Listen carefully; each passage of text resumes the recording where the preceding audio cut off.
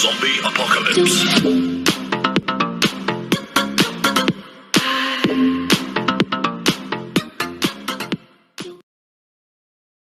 Hello everyone, welcome back to Eco Talks with Sneha Manarikar. In today's lecture, we'll discuss about the theory of demand. So first let us understand what is meant by demand. Demand in economics means desire to possess a good supported by willingness and ability to pay for it. Means here in economics we said demand means an individual desire to have to purchase that good. We are supported by his willingness to purchase and also ability to pay for it. So willingness backed up by its ability to pay, that will give the demand. So demand is the effective desire, that is desire which is backed up by willingness and ability to pay for the commodity in order to obtain it. More specifically, we can define demand as various quantity of goods that would be purchased per unit of time at different prices in the given market. Demand is that quantities of good that would be purchased per unit of time at that particular time for different prices in a given market. So first let us understand what is meant by individual's demand for the commodity. The individual demand for a commodity is amount of commodity which consumer is willing to purchase at any price over a specified period of time. In specified period of time, suppose the price is P1. So at this price, what is the quantity that consumer is willing to purchase? That will be the demand for that commodity at that specified time, at that this specific price in the given market. So this quantity is Q1. This is the demand when price is P1 in that market. The individual demand for commodity varies inversely with the price.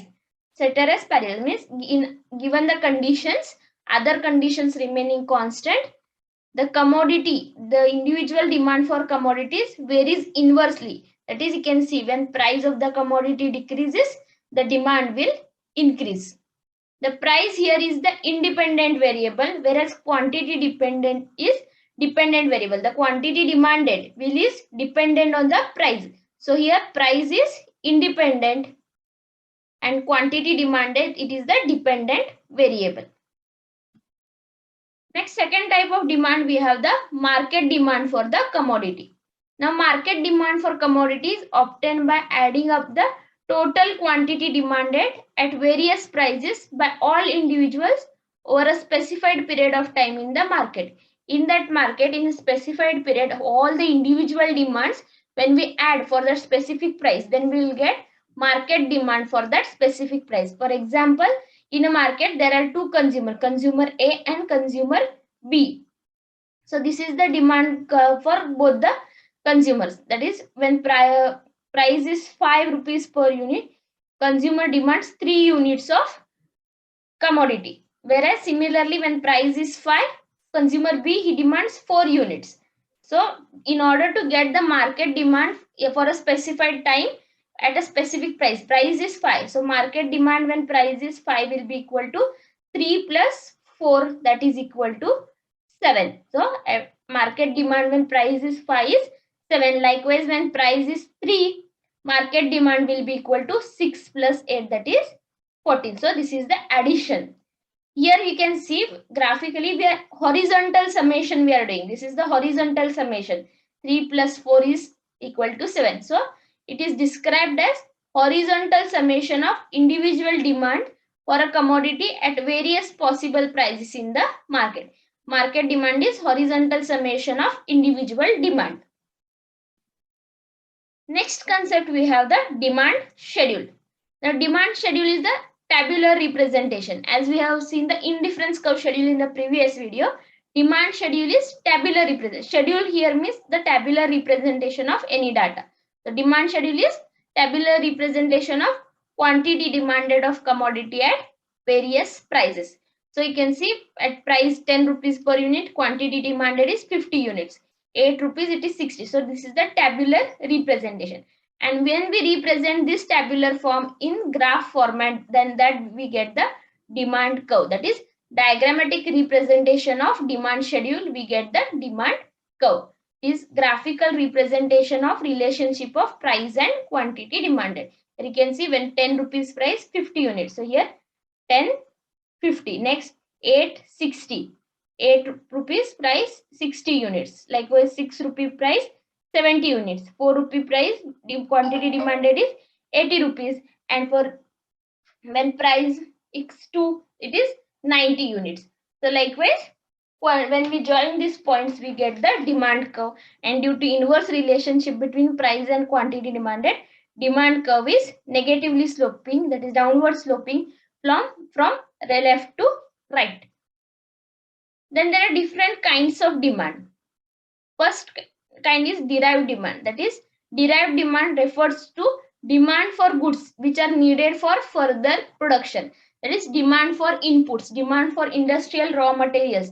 Those are called as derived demand because we use those goods to produce some other products for further production. So demand for such goods is known as derived demand. It is demand for producer goods like industrial raw material, machine and tools, equipments.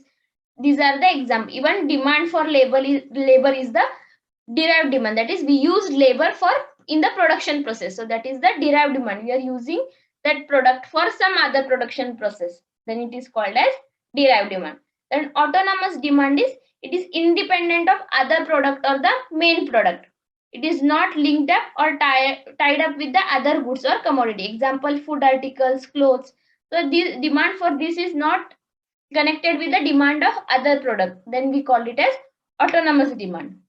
Then price demand, it refers to various quantity of goods and services that consumer would be willing to purchase at all possible prices in a given market at given point of time in the ceteris paribus, means other things remaining constant. So price demanded, this is the usual demand which we talk about, where we relate the price of the commodity and quantity demanded.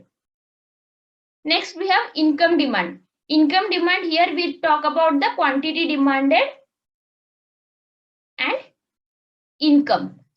So various quantity of goods and service that consumer would be willing to purchase at different level of income, other things remaining constant. That is ceteris paribus, means other things remaining constant. And fifth kind we have the cross demand. Here we refer to quantity and price of two goods.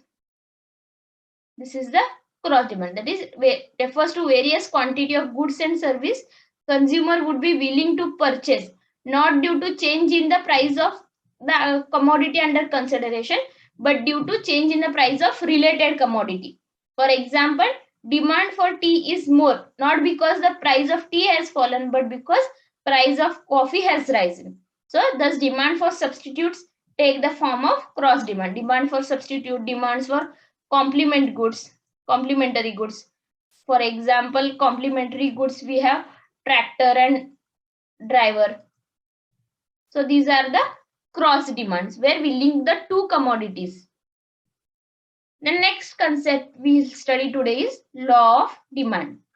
The law of demand states that as the price increases, consumer will purchase less of the specific commodity or vice versa. That is, price and quantity demanded are inversely related. Demand varies inversely with the price. You can see here, as the price falls from P1 to P2, quantity demanded has increased from Q1 to Q2. So as price falls from P1 to P2, quantity demanded has increased from Q1 to Q2. This negative relationship between price and quantity, and hence the negative slope of demand schedule as predicted by the law of demand. Because of inverse relationship between the price and quantity demanded, we have demand curve is sloping downwards from left to right. Now demand curve has negative slope, that is it slopes downward from left to right, depositing that with increase in the price, quantity demanded falls and vice versa. This will explain the law of demand.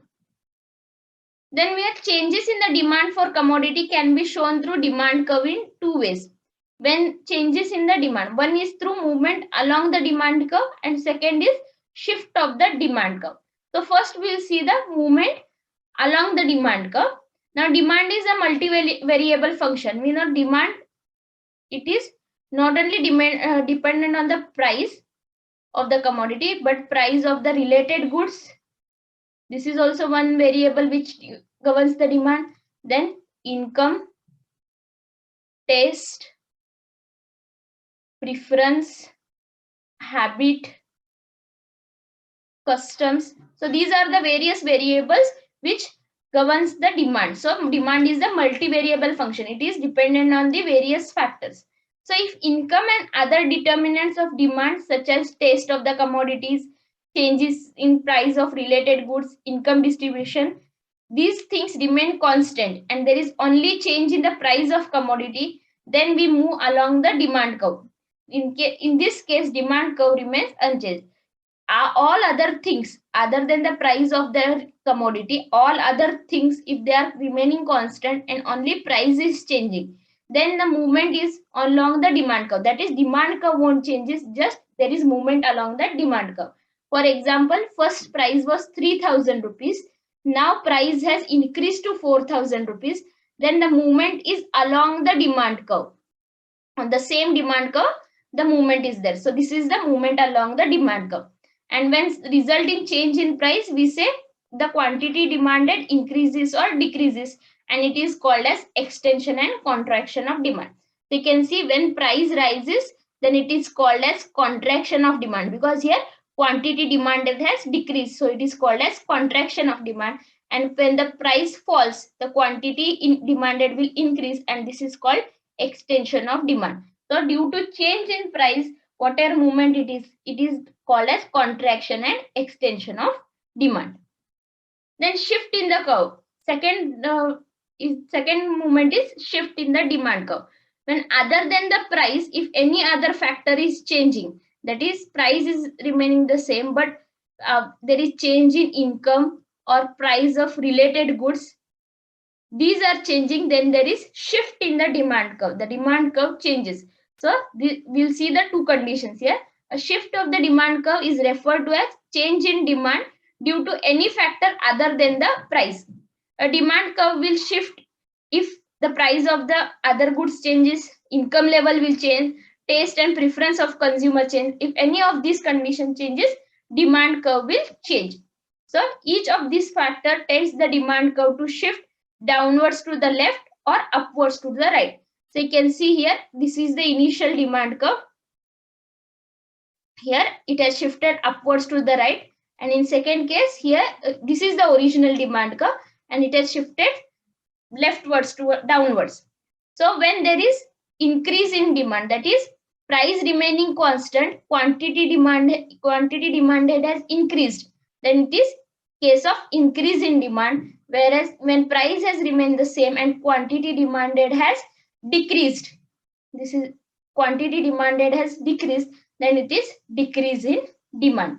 That is, we can define as increase in quantity, more quantity can be purchased even when there is at the same price, then this is called as condition of increase in demand. And less quantity can be purchased at same price, that is decrease in demand. So various determinants of demand, there are various factors which affect the demand of the consumers. So one is the price of the good, this is the major factor. Then price of related good, that is substitutes and complementary, income, individual taste and preference, and expectations about future prices and income. If future prices tend to increase, their expectation is increasing. So even if now price is high, the consumer will demand high. And even if the income, they are not sure about the rise in the income, then they will start purchasing less in the present. So these are the various determinants of demand, which based on which quantity demanded by the consumer will change. Then there are some exceptions to the law of demand. Like other laws, law of demand has also some exceptions. So first is the Giffen good, that is, these are the inferior goods whose quantity demanded decrease with the decrease in the price. Actual condition is when price decreases, quantity demanded should increase. But in the case of Giffen goods, it is reverse. So this is the exception for the law of demand. Then commodities which regard the status symbol, that is expensive commodities like jewelry, diamond, AC, cars, even though either prices are high, but this are used to define the status, the richness, their luxurious values. So one's wealth, to display one wealth, we use the expensive commodities. Then in such cases, even the price are rising, higher price per expensive goods if we purchase, we become more rich. The symbol of status, they are used to as the status of symbols. In such commodities, the law of demand won't work. Then expectation of change in price of the goods, that is if consumer thinks that price of good will increase in the future, he will start to accumulate greater amount of goods for future consumption. Even at presently the price has increased, but he will start accumulating for future. In such cases also law of demand fails. That's all for today's session. If you have any doubts, you can ask me in the comment section, and don't forget to like, share and subscribe. Thank you.